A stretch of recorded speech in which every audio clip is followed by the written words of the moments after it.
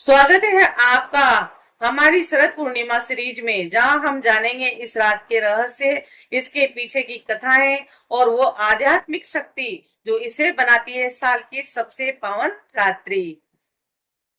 रासलीला का आरंभ। श्री शुक्रदेव जी कहते हैं कि परीक्षित शरद ऋतु थी और उसके कारण बेला, चमेली आदि सुगंधित पुष्प खिलकर महक महक रहे थे और भगवान ने चीर हरण के समय गोपियों को जिन रात्रियों का संकेत किया था वे सब की सब पंचीभूत होकर एक ही रात्रि के रूप में उस उल्लसित हो रही थी। भगवान ने उन्हें देख कर दिव्य बनाया और गोपियां तो चाहती थी कि अब भगवान भी चित्त महाशक्ति योग माया के सहारे उन्हें निर्मित बनाकर रहस्यमय रास क्रीड़ा करने का संकल्प किया और अमना होने पर भी उन्होंने अपनी प्रेमियों की इच्छा पूर्ण करने के लिए मन स्वीकार किया। भगवान के संकल्प करते ही चंद्रदेव प्राची दिशा में मुखमंडल पर अपने शीतल किरण रूपी कर कमलों से लालिमा की रोली केसर मल दी, जैसे बहुत दिनों के बाद अपनी प्राण प्रिया पत्नी के पास आकर इसके प्रीतम पति ने उसे आनंदित करने के लिए ऐसा किया हो। इस प्रकार चंद्रदेव ने उदय होकर न केवल पूर्व दिशा का प्रत्युक्त संसार के समस्त चर अचर प्राणियों का संताप जो दिन में शरतकालीन प्रखर सूर्य रश्मियों के कारण बढ़ जाता है दूर कर दिया।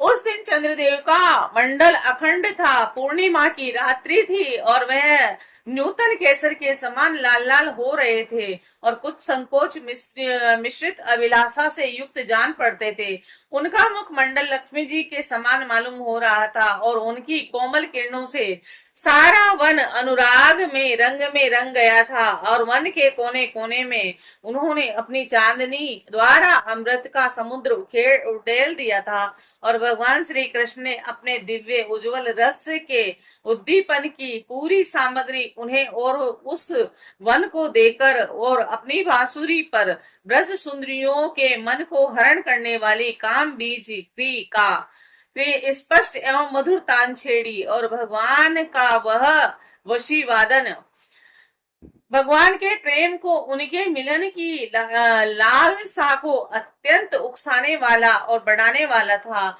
यूं तो श्याम सुंदर ने पहले से ही गोपियों के मन को अपने वश में कर रखा था, अब तो उनके मन की सारी वस्तुएं बह संकोच धैर्य मर्यादा आदि की वृत्ति भी छीन ली और वंश ध्वनि सुनते ही उनकी विचित्र गति हो गई और उन्होंने एक साथ साधना की थी श्री कृष्ण को पति रूप में प्राप्त करने के लिए। वे गोपियां भी एक दूसरे को सूचना न देकर, जहां तक कि एक दूसरे से अपनी चेष्टा को छिपाकर जहां वे थे वहां के लिए चल पड़ी। वे इतने वेग से चली थी कि उनके कानों के कुंडल झोंके खा रहे थे और वंशी ध्वनि सुनकर जो गोपियां दूध दो रही थी वे अत्यंत उत्सुकतावश दूध दुहना छोड़कर चल पड़ी और जो चूल्हे पर दूध ओटा रही थी वे उपनता हुआ दूध छोड़कर और जो लापसी पका रही थी वह लापसी बिना उतारे ही जो की त्यों छोड़कर चल दी। जो भोजन परोस रही थी वह परोसना छोड़कर और जो छोटे छोटे बच्चों को दूध पिला रही थी वह दूध पिलाना छोड़कर जो पतियों की सेवा श्रेष्ठा कर रही थी वह सेवा श्रेष्ठा छोड़कर और जो भोजन बना रही थी वह भोजन बनाना छोड़कर अपने प्यारे कृष्ण के पास चल पड़ी और कोई गोपी अपने शरीर पर अंगराग चंदन और उपटन लगा रही थी और कुछ आंखों में अंजन लगा रही थी और उन्हें छोड़कर तथा उल्टे पुल्टे वस्त्र धारण कर श्री कृष्ण के पास पहुंचने के लिए चल पड़ी और पिता और पतियों ने भाई और जाति बंधुओं ने उन्हें रोका, उनकी मंगलमय प्रेम यात्रा में विघ्न डाला, परंतु वे इतनी मोहित हो गई थी कि रोकने पर भी न रुकी और न रुक सकी। रुकती कैसे? विश्व मोहन श्री कृष्ण ने उनके प्राण मन आत्मा सब कुछ का हरण जो कर लिया था। उस समय कुछ गोपियां घरों के भीतर थी और उन्हें बाहर निकालने का मार्ग न मिला तब उन्होंने अपने नेत्र मूंद लिए और बड़ी तन्मयता से श्री कृष्ण के सौंदर्य, माधुर्य और लीलाओं का ध्यान करने लगी और अपने परम प्रीतम श्री कृष्ण के असहाय विरह की तीव्र वेदना से उनके हृदय में इतनी व्यथा, इतनी जलन हुई कि उनमें जो कुछ अशुभ संस्कारों का लेश मात्र अवशेष था वह भस्म हो गया और इसके बाद तुरंत ही ध्यान लग गया और ध्यान में उनके सामने भगवान श्री कृष्ण प्रकट हुए और उन्होंने मन ही मन बड़े प्रेम से, बड़े आवेग से उनका आलिंगन किया। उस समय उन्हें इतना सुख, इतनी शांति मिली कि उनके सबके सब पुण्य के संस्कार एक साथ ही क्षीण हो गए और उसके बाद उसी समय श्री कृष्ण के प्रति जरा भाव भी था और तब कहीं सत्य वस्तु की भाव की अपेक्षा रहती थी और उन्होंने इनकी आलिंगन किया चाहे किसी भी भाव से किया हो, वह स्वयं परमात्मा ही तो थे, परंतु उन्होंने पाप और पुण्य रूप कर्म के परिणाम से बने हुए गुणमय शरीर का परित्याग कर दिया और भगवान की लीला में सम्मिलित होने के लिए दिव्य योग अप्राकृत शरीर प्राप्त कर लिया और इस शरीर से भोगे जाने वाले कर्म बंधन तो ध्यान के समय ही छिन्न भिन्न हो चुके थे। राजा परीक्षित ने पूछा, भगवान गोपियां तो भगवान श्री कृष्ण को केवल अपना परम प्रीतम ही मानती थी और उनमें ब्रह्म भाव नहीं था और इस प्रकार उनकी दृष्टि प्राकृत गुणों में ही आसक्त दिखती थी। ऐसी स्थिति में उनके लिए गुणों के प्रवाह रूप और इस संसार की निवृत्ति कैसे संभव हुई? श्री सुखदेव जी ने कहा कि राजा परीक्षित, मैंने तुम्हें पहले ही कह चुका हूँ कि चेदी राज शिशुपाल भगवान के प्रति देश भाव रखने पर भी अपने प्राकृत शरीर को छोड़कर अप्राकृत शरीर से उनका पार्षद हो गया। ऐसी स्थिति में जो समस्त प्रकृति और उनके गुणों से अतीत भगवान श्री कृष्ण की प्यारी है और उनसे अनन्य प्रेम करती है, वे गोपियां उन्हें प्राप्त हो जाएं। और इनमें कौन सी आश्चर्य की बात है कि परीक्षित वास्तव में भगवान प्रकृति संबंधी और शुद्ध वृद्धि विनाश, प्रणाम प्रमेय और गुणी भाव से रहित है। वे अचिंत्य, अनंत, प्राकृत, परम और कल्याण स्वरूप गुणों के एकमात्र आश्चर्य हैं और उन्होंने यह जो अपने को तथा अपनी लीला को प्रकट किया, उनका प्रयोजन केवल इतना ही है कि जीव उनके सहारे अपना परम कल्याण संपादन करने के लिए भगवान से केवल संबंध हो जाना और वह संबंध चाहे जैसा हो, काम का हो, क्रोध का हो या भय का हो, सने नातेदारी का या सौहार्द का हो, चाहे जिस भाव से भगवान में नृत्य निरंतर अपने वृत्तियां जोड़ दी जाए, वे भगवान ही जुड़ती है और इसीलिए वृत्तियां भगवंतमय हो जाती है और उसी जीव को भगवान की प्राप्ति होती है।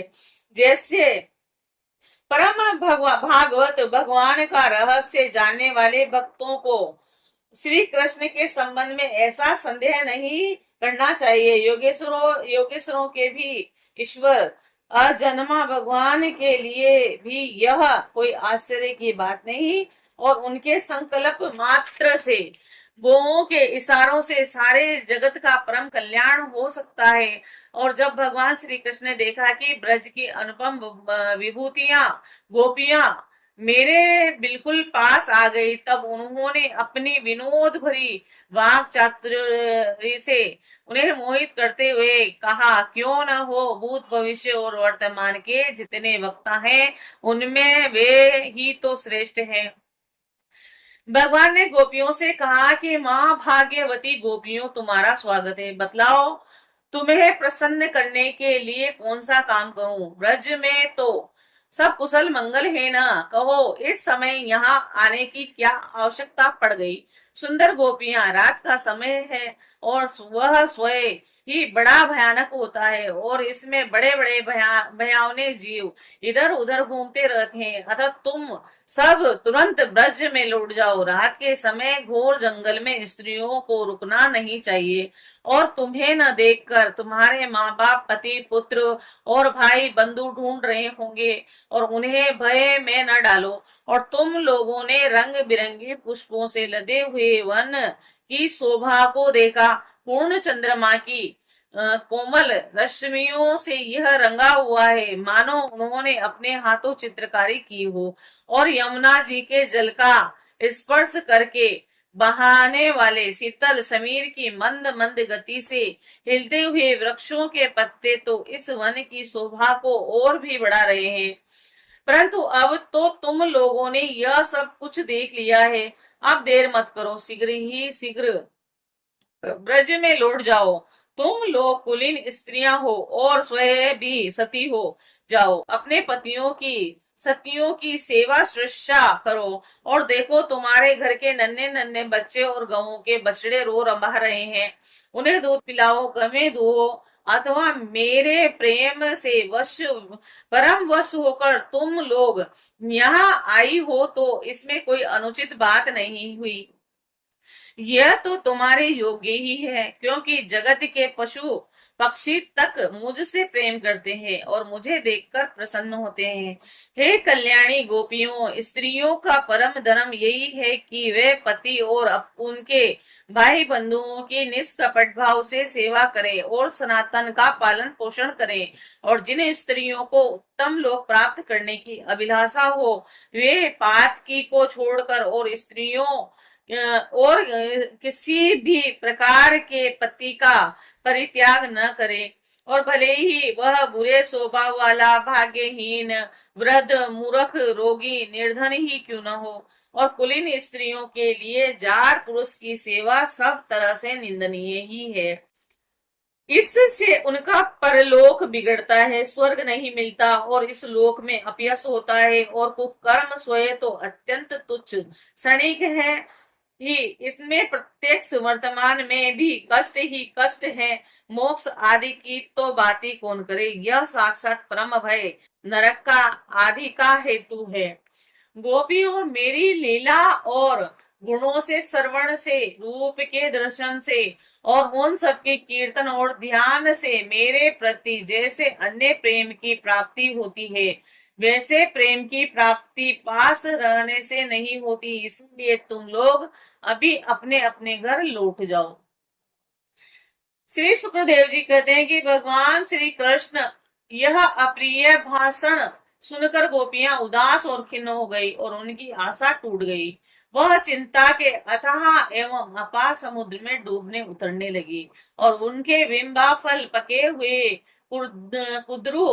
कुंदरू के समान लाल लाल अधर शोक के कारण चलने वाली लंबी और गर्म सांस से सूख गए। उन्होंने अपने मुंह नीचे की ओर लटका लिए और वे पैर नखों से धरती कुरेदने लगी।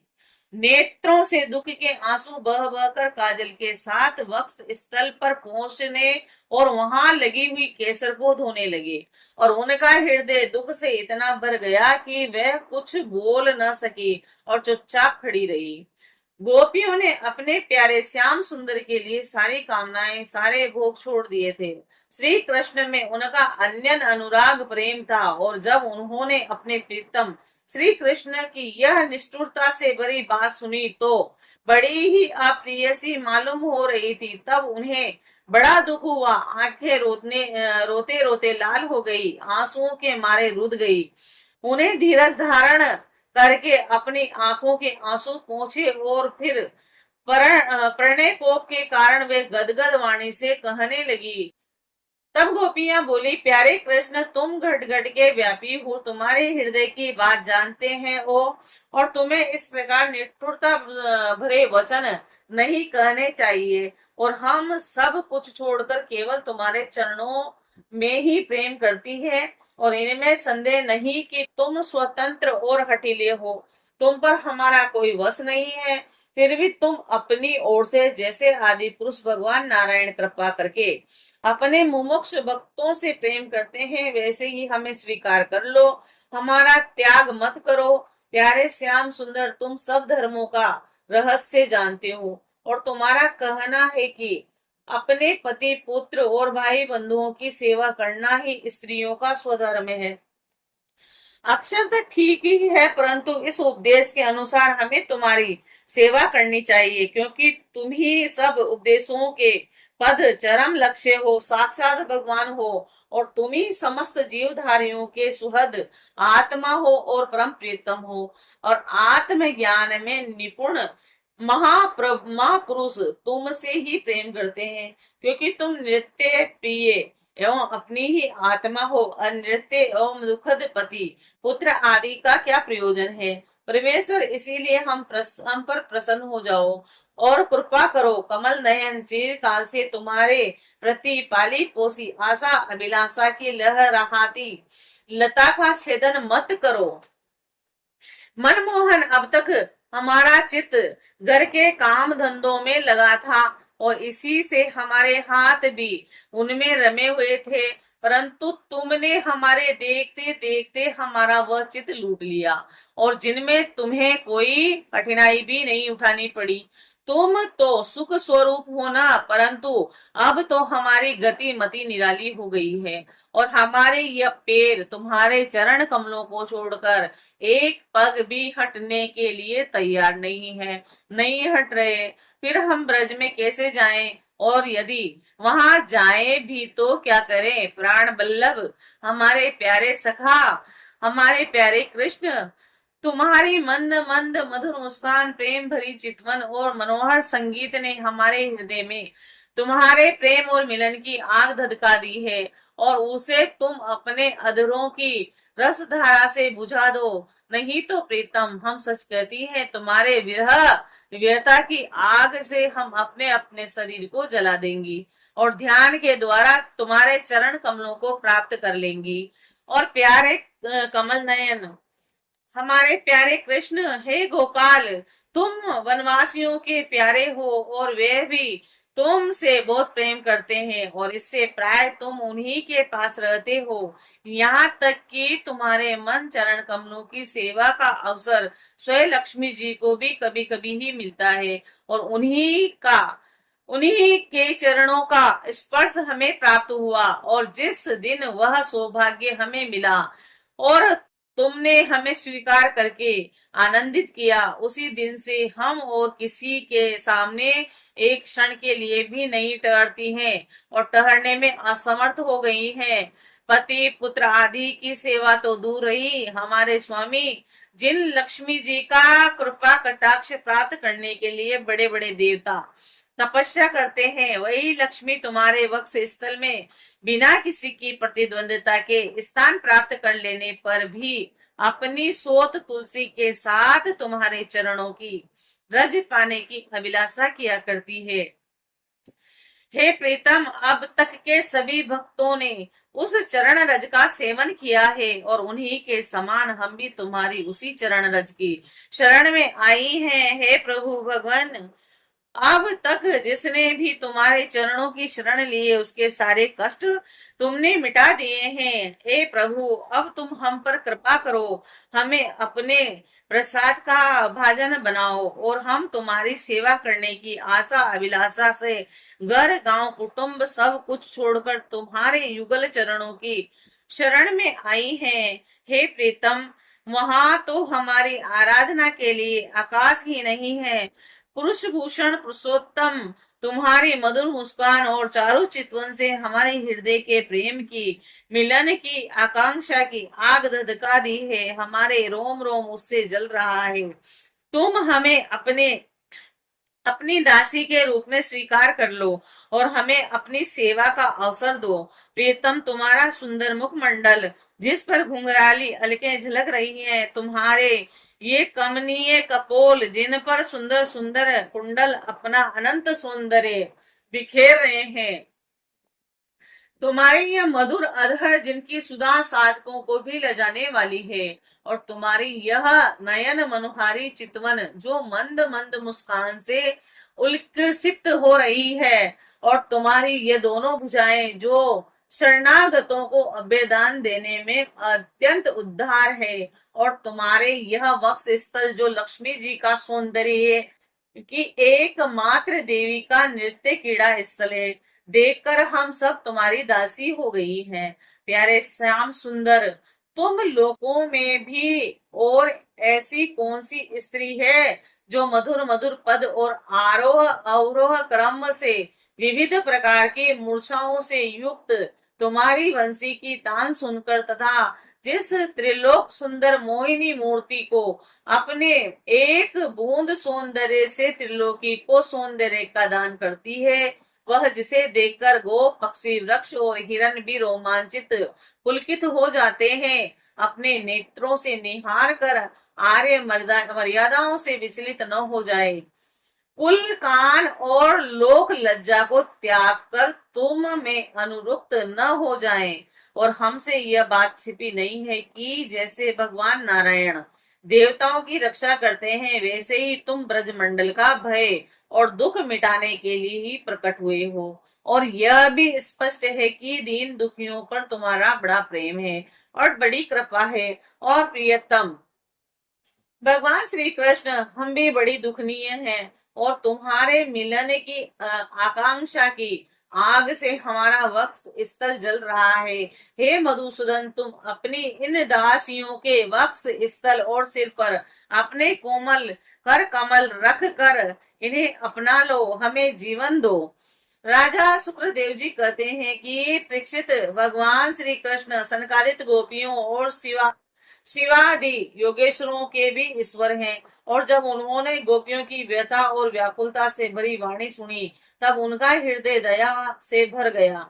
और यद्यपि वह आत्मा राम है और अपने आप में ही रमण करते हैं, उन्हें अपने अतिरिक्त और किसी भी बाहरी वस्तु की अपेक्षा नहीं है, फिर भी उन्होंने हंसकर उनके साथ क्रीड़ा आरंभ की।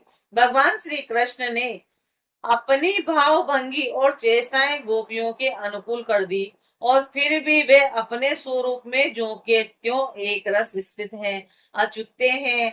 जब वे खुलकर हंसते, तब उनके उज्जवल उज्जवल दांत कुंद कली के समान जान पड़ते थे, और उनकी प्रेम भरी चितवन से और उनके दर्शन के आनंद से गोपियों का मुख कमल प्रफुल्लित हो गया, और वह उन्हें चारों ओर से घेर कर खड़ी हो गई।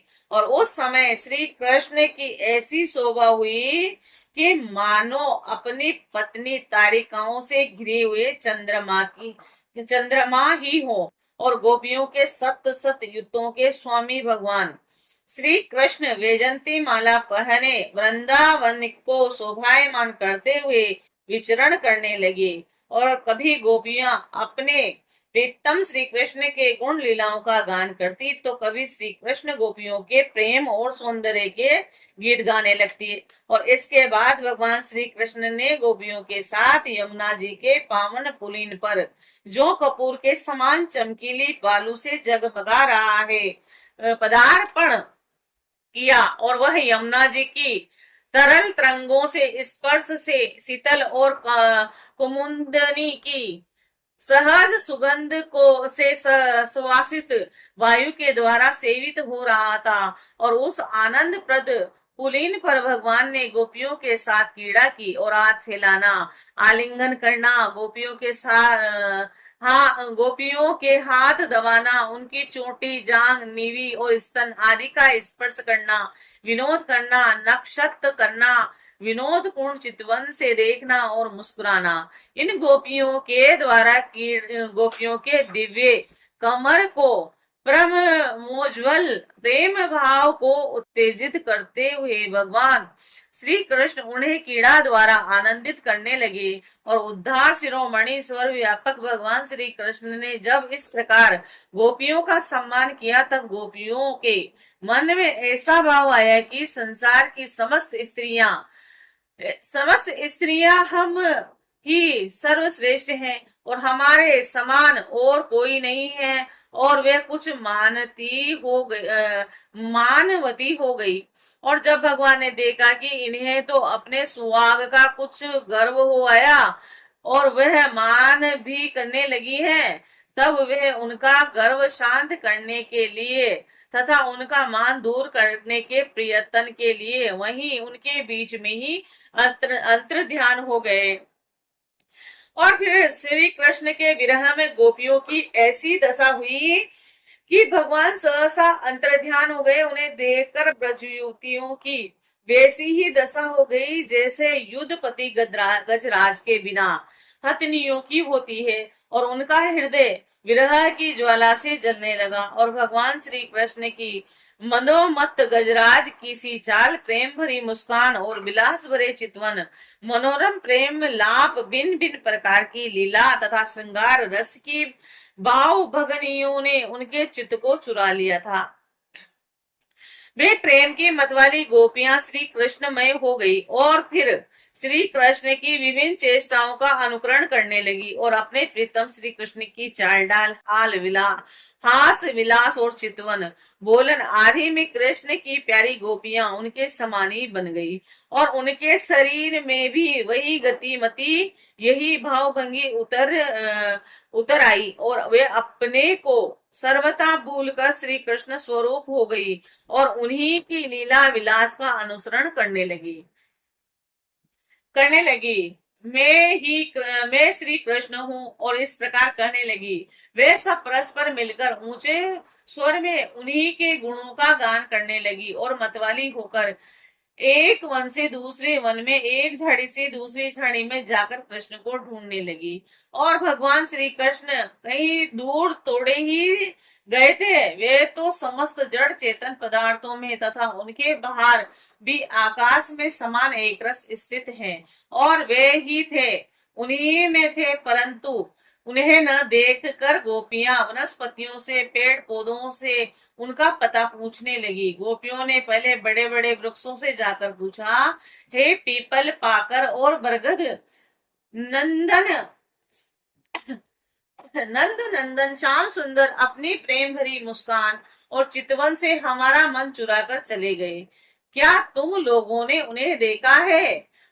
पूर्वक, अशोक, नाग केसर, पुनांग और चंपा, बलराम जी के छोटे भाई जिनकी मुस्कान मात्र से बड़ी बड़े मुनियों का मान मर्दन हो जाता है, इधर आए थे क्या? अब उन्होंने स्त्री जाति के पौधों से कहा, बहन तुलसी, हाँ, तुम्हारा हृदय तो बड़ा ही कोमल है, तुम तो सभी लोगों का कल्याण चाहती हो और भगवान के चरणों में तुम्हारा प्रेम तो है ही।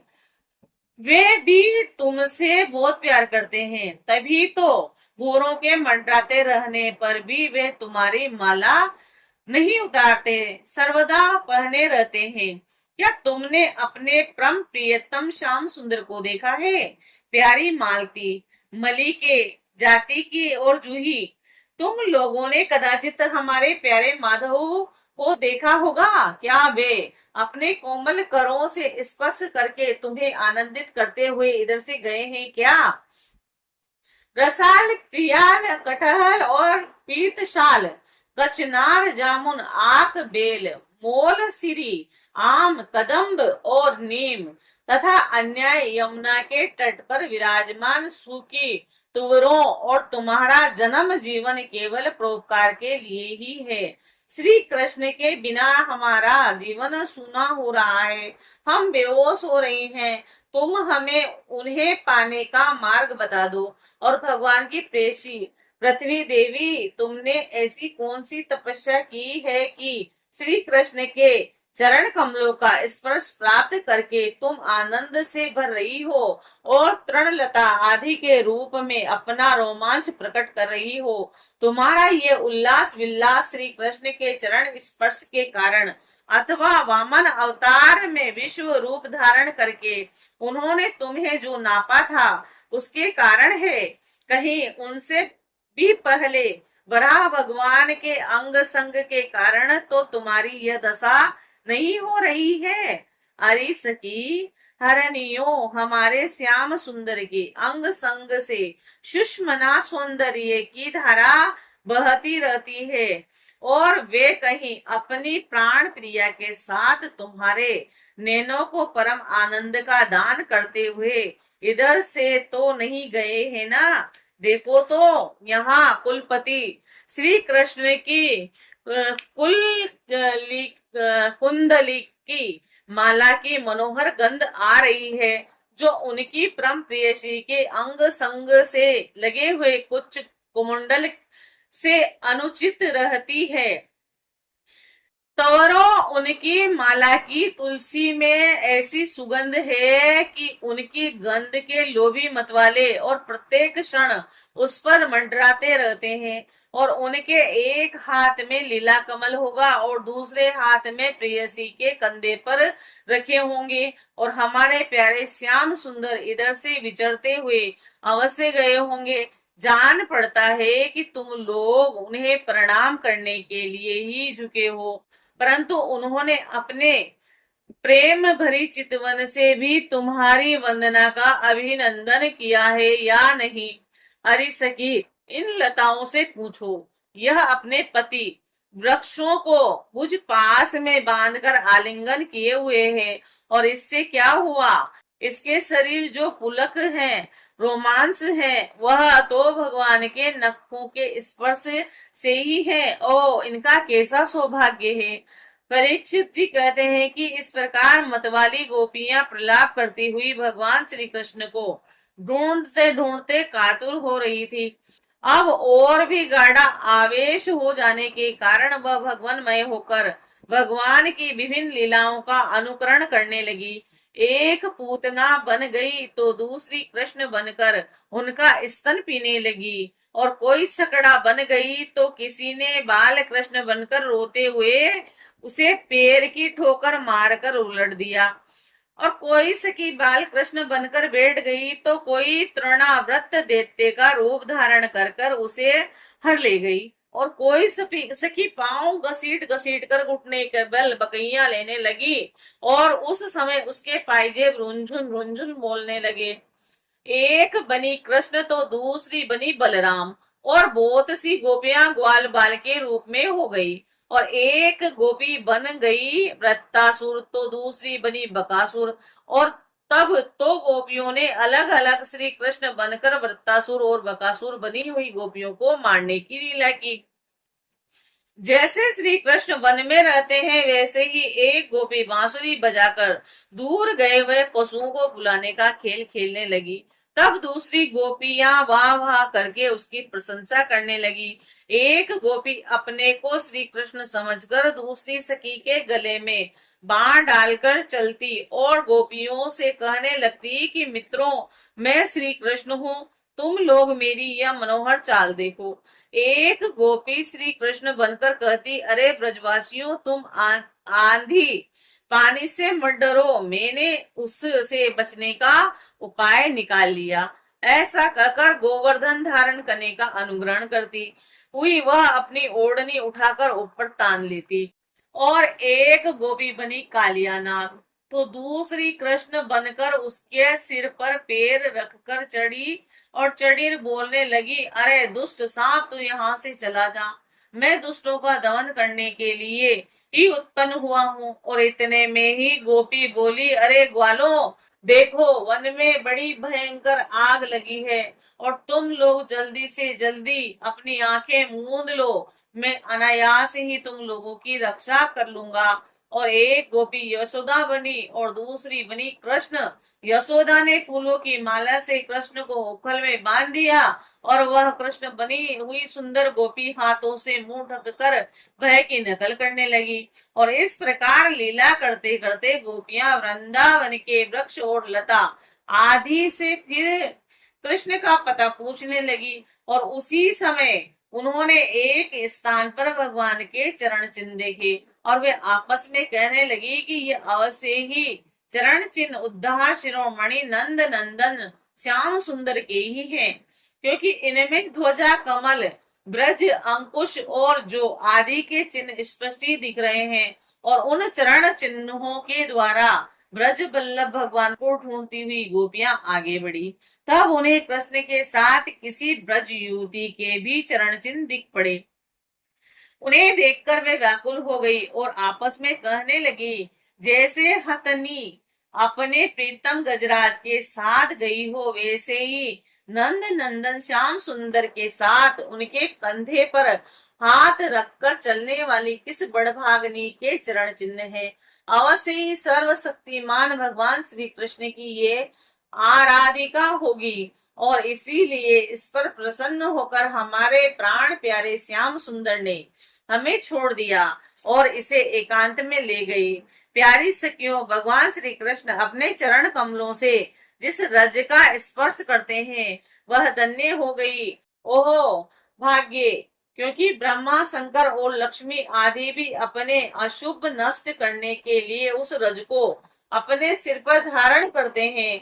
अरे सखी, चाहे कुछ भी हो, यह तो सखी हमारे सर्वस्व श्री कृष्ण को एकांत में ले जाकर अकेले ही उनकी अदर सुधा का रस पी रही है। इस गोपी के उभरे हुए चरण चिन्ह तो हमारे हृदय में बड़ा ही शोभ उत्पन्न कर रहे हैं और यहाँ उस गोपी के पैर नहीं दिखाई देते। मालूम होता है कि हमारे प्यारे श्याम सुंदर ने देखा होगा कि मेरी प्रियसी के सुकुमार चरण कमलों की घास की नोक गढ़ती होगी, इसीलिए उन्होंने उसे अपने कंधे पर चढ़ा लिया होगा।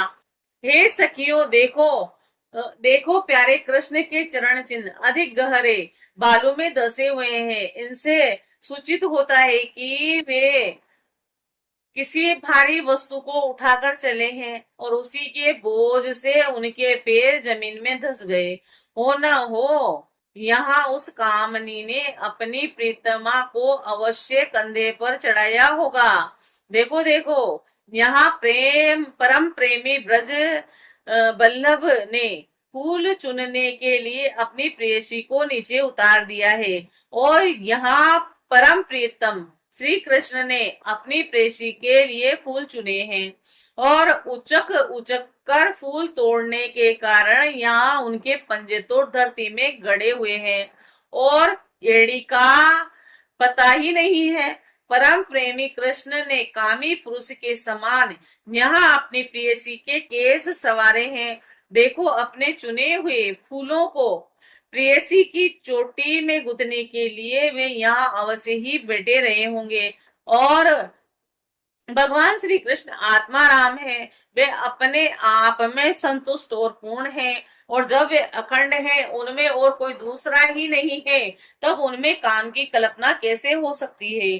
फिर भी उन्होंने कामनियों की दीनता, स्त्री परवशता और स्त्रियों की कुटिलता दिखलाते हुए वहां उस गोपी के साथ एकांत में क्रीड़ा की थी और एक खेल रचा था। इस प्रकार गोपियां मतवाली होकर अपनी शुद्ध बुद्ध खोकर एक दूसरे को भगवान श्री कृष्ण के चरण चिन्ह दिखलाती हुई वन में भटक रही थी और इधर भगवान श्री कृष्ण दूसरी गोपियों को वन में छोड़कर जिस भाग्यवती गोपी को एकांत में ले गए थे, उसने समझा कि मैं ही समस्त गोपियों में श्रेष्ठ हूँ और इसीलिए तो हमारे प्यारे श्री कृष्ण दूसरी गोपी को छोड़कर, जो उन्हें इतना चाहती है, केवल मेरा ही मान रखते हैं और मुझे ही आनंद दे रहे हैं।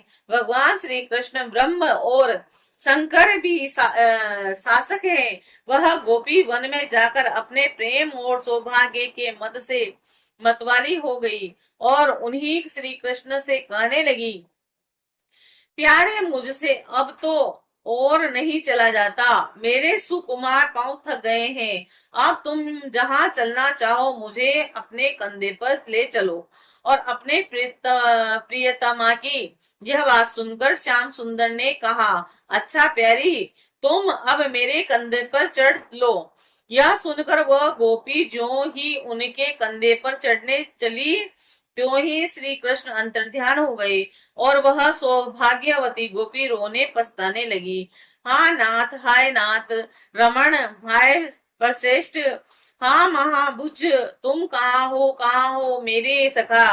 मैं तुम्हारी दीनहीन दासी हूँ, शीघ्र ही मुझ अपने सानिध्य का अनुभव कराओ, मुझे दर्शन दो। और गोपियां भगवान के चरण चिन्हों के सहारे उनके जाने का मार्ग ढूंढती ढूंढती वहां जा पहुंची।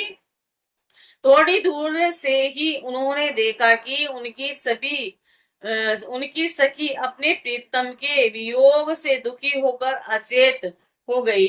जब उन्होंने उसे जगाया तब उसने भगवान श्री कृष्ण उसे जो प्यार और सम्मान प्राप्त हुआ वह उनको सुनाया, और उसने यह भी कहा कि मैंने कुटिलता कुटिलतावश उनका अपमान किया, और इसी से वे अंतर्ध्यान हो गए। और उनकी बात सुनकर गोपियों के आश्चर्य की सीमा न रही। और इसके बाद वन में जहां तक चंद्रदेव की शरद पूर्णिमा की चांदनी छिटक रही थी वहां तक वे उन्हें ढूंढती हुई गई। परंतु जब उन्होंने देखा कि आगे घना अंधकार है, घोर जंगल है, हम ढूंढती ढूंढती जाएंगी तो कृष्ण और भी उनके अंदर घुस जाएंगे, तब वे इधर से लौट आई। और गोपियों का मन श्री कृष्णमय हो गया, और उनकी वाणी से कृष्ण चर्चा के अतिरिक्त और कोई बात नहीं निकलती थी। उनके शरीर से केवल श्री कृष्ण के लिए और केवल कृष्ण की चेष्टा हो रही थी। और कहाँ तक कहूँ, उनका रोम रोम, उनकी आत्मा कृष्णमय हो रही थी। वे केवल उनके गुण और लीलाओं का ही गान कर रही थी, और उनमें इतनी तन्मय हो रही थी कि उन्हें अपने शरीर की भी सुध नहीं रही थी।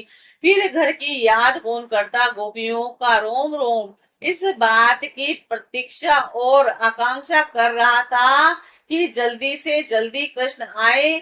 और श्री कृष्ण की भावना में डूबी हुई गोपियां यमुना जी के पावन पुलिन पर रमण रेती में लौट आई और एक साथ मिलकर कृष्ण के गुणों का गान करने लगी। जब गोपियां भगवान श्री कृष्ण को ढूंढकर वहां भ्रमण रेती में आई तब गोपी का गीत गाया। गोपियां विरहा वेश में गाने लगी। प्यारे, तुम्हारे जन्म के कारण बैकुंठ आदि लोकों से भी ब्रज की महिमा बढ़ गई है। तभी तो सौंदर्य और मृदुलता की देवी लक्ष्मी जी अपना निवास स्थान बैकुंठ छोड़कर यहाँ नृत्य निरंतर निवास करने लगी हैं और इसकी सेवा करने लगी हैं। परंतु प्रीतम, देखो तुम्हारी गोपियां जिन्होंने तुम्हारे चरणों में ही अपने प्राण समर्पित कर रखे हैं, वन वन में भटक तुम्हें ढूंढ रही है। हमारे प्रेम पूर्ण हृदय में स्वामी, हम तुम्हारे बिना मोल की दासी हैं और तुम शरतकालीन जलाशय में सुंदर से सुंदर सरसीज की कणिका के सौंदर्य को चुराने वाले नेत्रों से हमें घायल कर चुके हो। हमारे मनोरथ पूर्ण करने वाले प्राणेश्वर, क्या नेत्रों से मारना वध नहीं है? शस्त्रों से हत्या करना ही वध है। पुरुषोत्तम शिरोमणि यमुना जी के विषैले जल से होने वाली मृत्यु, अजगर के रूप में खाने वाले अगासुर और इंद्र की वर्षा, आंधी, बिजली, दावानल और वृषभासुर और व्योमासुर आदि से एवं विभिन्न अवसरों पर सब प्रकार के भयों से तुमने बार बार हम लोगों की रक्षा की है। तुम केवल यशोदा नंदन ही नहीं हो, समस्त जीवधारियों के हृदय में रहने वाले उनके साक्षी हो, अंतर्यामी हो। सखे ब्रह्मा जी की प्रार्थना से विश्व की रक्षा करने के लिए तुम यदुवंश में अवतीर्ण हुए हो। अपने प्रेमियों की अभिलाषा पूर्ण करने वालों में अग्रणीय यदुवंशी शिरोमणि, जो तुम लोग जन्म मृत्यु रूप संसार के चक्कर से डरकर तुम्हारे चरणों की शरण ग्रहण करते हैं, उन्हें तुम्हारे कर कमल अपनी छत्र छाया में लेकर अभय कर देते हैं। हमारे प्रीतम, सबकी लालसा अभिलाषाओं को पूर्ण करने वाला वही कर कमल जिससे तुमने लक्ष्मी जी का हाथ पकड़ा है, हमारे सिर पर रख दो। ब्रजवासियों के दुख दूर करने वाले वीर शिरोमणि श्याम सुंदर, तुम्हारी मंद मंद मुस्कान की एक उज्जवल रेखा ही तुम्हारे प्रेमी जन के सारे मान मद को चूर चूर कर देने के लिए पर्याप्त है। हमारे प्यारे सखा, हमसे रूठो मत, प्रेम करो। हम तो तुम्हारी दासी हैं, तुम्हारे चरणों पर न्योछावर हैं। हम अबलाओं को अपना वह परम सुंदर सांवला सांवला मुख कमल दिखलाओ। तुम्हारे चरण कमल शरणागत प्राणियों के सहारे पापों को नष्ट कर देते हैं। वे समस्त सौंदर्य माधुर्य की खान हैं और स्वयं लक्ष्मी जी उनकी सेवा करती रहती हैं। तुम उन्हीं चरणों से हमारे बछड़ों के पीछे पीछे चलते हो और हमारे लिए उन्हें सांप के फरनों पर रखने में भी तुमने संकोच नहीं किया और हमारा हृदय तुम्हारे विरह व्यहता की आग से जल रहा है। तुम्हारे मिलन की आकांक्षा हमें सता रही है और तुम अपने वे चरण हमारे वक्ष स्थल पर रख दो, हमारे हृदय की ज्वाला को शांत कर दो। हे कमल नयन, तुम्हारी वाणी कितनी मधुर है और उसका एक एक पद, एक एक शब्द, एक एक अक्षर मधुराति मधुर है और बड़े बड़े विद्वान उसमें रम जाते हैं और उस पर अपना सर्वस्व निछावर कर देते हैं। तुम्हारी उस वाणी का रसास्वाद करके तुम्हारी आज्ञाकारिणी दासी गोपियां मोहित हो रही हैं और दानवीर, अब तुम अपना दिव्य अमृत अमृत से भी मधुर अधर रस पिलाकर हमें जीवन दान दो और थका दो। हे प्रभु, तुम्हारी लीला कथा भी अमृत स्वरूप है। विरह से सताए हुए लोगों के लिए तो वह जीवन सर्वस्व है। बड़े बड़े ज्ञानी महात्मा भक्त कवियों ने उनका गान किया है। वह सारे पाप ताप को मिटा ही है। श्रवण मात्र से परम मंगल परम कल्याण का दान भी करती है। वह परम सुंदर परम मधुर और बहुत विस्तृत भी है। जो तुम्हारी उस लीला कथा का गान करते हैं, वास्तव में वे भूलोक में वे ही सबसे बड़े दाता हैं। प्यारे, एक दिन वह था जब तुम्हारी प्रेम भरी हंसी और चितवन तथा तुम्हारा तरह तरह की क्रीड़ाओं का ध्यान करके हम आनंद में मग्न हो जाया करती थी और उनका ध्यान भी परम आनंद मंगल था। और उसके बाद तुम मिले और तुमने एकांत में हृदय स्पर्श ठिठोलियां की और प्रेम की बातें कही। हमारे कपटी मित्र, अब वे सब बातें याद आकर हमारा मन दुभुक्ष हो कर देती है। हमारे प्यारे स्वामी, तुम्हारे चरण कमलों से भी सुकोमल और सुंदर हैं।